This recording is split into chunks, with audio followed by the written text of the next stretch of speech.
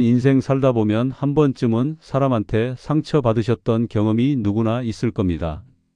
아직 우리의 남은 시간 동안 또 어떤 사람을 마주하게 될지 모르죠. 그렇다고 해서 상처받은 경험 때문에 새로운 사람을 만나는 걸 두려워할 필요는 없습니다. 다만 가끔 이런 사람들이 있습니다. 첫 만남에서 몇 마디만 나눴을 뿐인데 이상하게 마음이 불편한 사람. 이유는 설명하기 어렵지만 왠지 나를 소모시킬 것 같은 사람 겪어보신 적 있으시죠? 오늘 이야기는 바로 좋은 사람을 보는 감각에 대한 이야기입니다.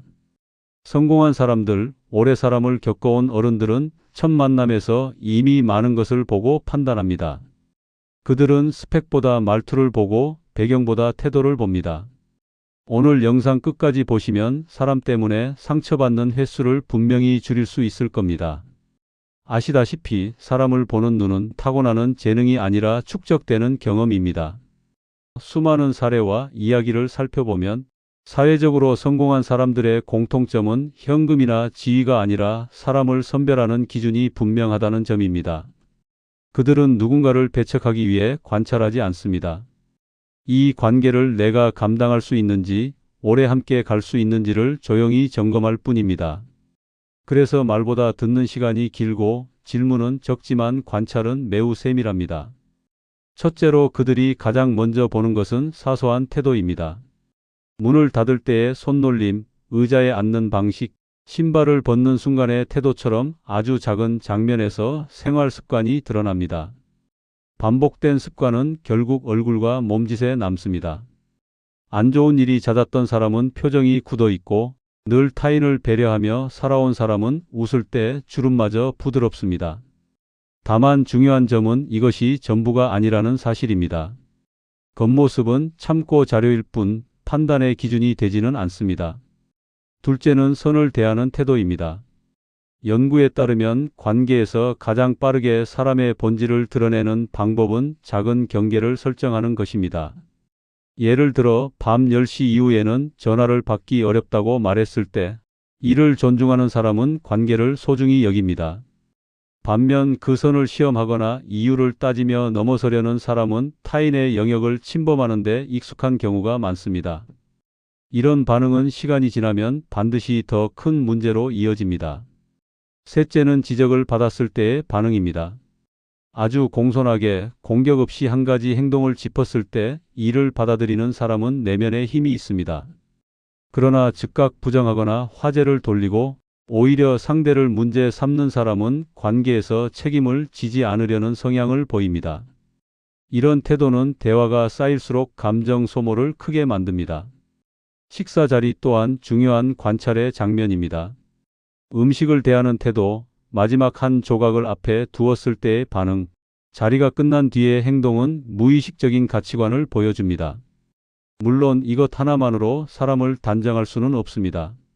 역사적으로 위대한 인물 중에도 식사 매너가 거칠었던 사례는 많습니다. 중요한 것은 일관성입니다. 어느 상황에서도 태도가 크게 흔들리지 않는 사람은 예측 가능하고 예측 가능함은 곧 신뢰로 이어집니다. 그렇다면 왜 우리는 알면서도 독이 되는 관계에 끌릴까요? 심리 연구에서는 이를 매력적 위험성이라고 설명합니다. 말이 유려하고 자신감이 넘치는 사람은 처음엔 강한 인상을 남깁니다. 여기에 나만이 이 사람을 이해할 수 있다는 착각이 더해지면 관계는 쉽게 깊어집니다. 그러나 시간이 흐를수록 그 관계는 에너지를 회복시키지 않고 소모시키기 시작합니다. 이럴 때 필요한 것은 감정을 자르려는 결심이 아니라 거리를 두는 기술입니다. 감정적으로 반응하지 않고 무미건조하게 응답하며 관찰하는 방식은 스스로를 지키는 데 도움이 됩니다. 또한 생각이 반복될 때는 글로 적어보는 것이 좋습니다. 감정을 언어로 꺼내는 순간 마음과 사건 사이에 공간이 생깁니다. 마지막으로 내일부터 실천할 수 있는 한 가지를 말씀드리겠습니다. 바로 호흡입니다. 연구에 따르면 일정한 호흡 패턴은 불안을 완화하고 충동적인 반응을 줄이는 데 도움을 줍니다. 4초 동안 숨을 들이마시고 7초간 멈췄다가 8초에 걸쳐 천천히 내쉬는 호흡을 반복해 보십시오. 감정이 앞서려는 순간 이 짧은 호흡만으로도 판단의 주도권을 되찾을 수 있습니다. 사람을 보는 눈은 상대를 평가하기 위한 무기가 아닙니다. 나를 지키기 위한 기준입니다. 오늘 이야기한 원칙들, 이 중 몇 가지만 마음에 새겨도 관계의 질은 분명히 달라질 것입니다.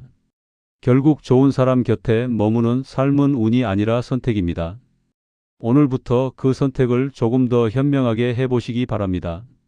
오늘 영상이 도움되셨다면 아래의 구독과 좋아요를 눌러주세요. 다음에도 꼭 필요한 정보를 놓치지 않고 받아보실 수 있습니다. 오늘도 노인생활라디오와 함께 해주셔서 감사합니다. 다음에도 삶에 도움되는 이야기로 찾아뵙겠습니다.